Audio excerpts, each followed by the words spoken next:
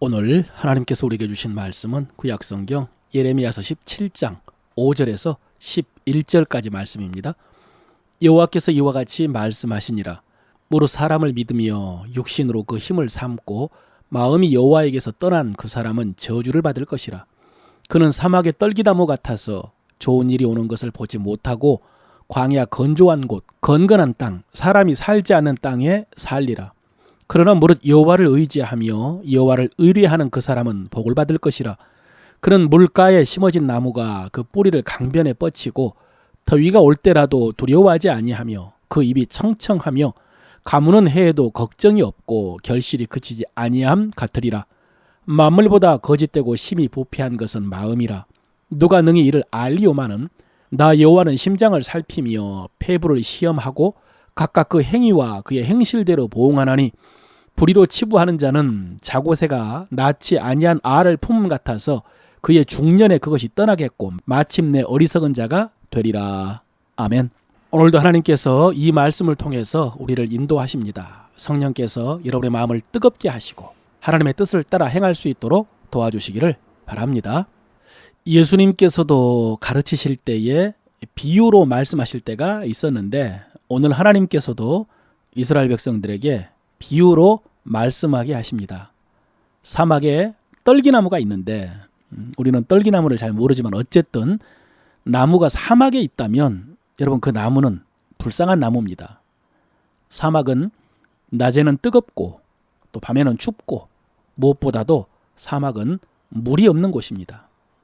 거기 심어진 나무는 얼마나 딱하게 보입니까? 그런데 그게 나무가 아니라 사람이라면 어떻습니까? 그늘 없이 뜨거운 곳, 물 없는 건조한 곳, 그곳에 살고 있는 사람은 얼마나 불쌍한 사람입니까? 그런데 나무야 어쩌다 씨가 그곳에 떨어져서 씨가 날아가서 우연히 그곳에 자랐다고 하지만은 사람이 그렇게 되기를 자처한다면 불쌍하기에 앞서서 얼마나 어리석은 사람입니까? 오늘 하나님께서는 이같이 말씀하십니다. 무릇 사람을 믿으며 육신으로 그 힘을 삼고 마음이 여호와에게서 떠난 그 사람은 저주를 받을 것이다. 그는 사막의 떨기나무 같아서 좋은 일이 오는 것을 보지 못하리라 라고 하셨습니다. 그러나 반대로 사막이 아니라 시냇가에 심겨진 나무가 있습니다. 그 나무는 얼마나 복된 나무입니까? 그 뿌리가 강변에 뻗었으니 그 잎이 얼마나 푸르고 또 그 열매가 얼마나 풍성하겠습니까? 어떤 사람이 이렇게 될 것이라고 하십니까? 여호와를 의지하고 여호와를 의뢰하는 사람입니다. 여러분 너무나 생생하지 않습니까? 사막에 심겨진 떨기나무와 시냇가에 심겨진 푸르고 싱싱한 나무. 우리는 누구나 시냇가에 심겨진 나무처럼 되기를 바랍니다. 그렇게 푸르고 또 열매가 풍성하기를 바랍니다. 그런데 많은 사람들은 그것은 어쩔 수 없는 운명이라고 생각하고 아니면 이제는 달라질 수 없는 환경이다라고 생각할 수 있습니다. 그러나 오늘 성경은 우리에게 여호와를 의지하는 자가 그렇게 될 것이다 라고 말씀하십니다. 사랑하는 성도 여러분, 이 말씀을 믿음으로 받으시기를 바랍니다. 그래서 사람이 아니라 하나님을 의지하시기를 바랍니다. 우리 눈에 먼저 보이는 것이 사람입니다. 그 사람을 의지하면 금방 원하는 도움을 받을 수 있을 것 같고 그래서 원하는 것을 얻을 수 있을 것 같습니다. 얼른, 살짝 그렇게 하면 쉽게 얻을 수 있을 것 같습니다. 우리 주변에 그렇게 하는 사람이 많고 또 그런 사람들이 잘 되는 것 같습니다. 그러나 여러분 오늘 11절 말씀을 한번 들어보십시오. 불의로 치부하는 자는 자고새가 낳지 아니한 알을 품음 같아서 그의 중년에 그것이 떠나겠고 마침내 어리석은 자가 되리라 라고 하셨습니다.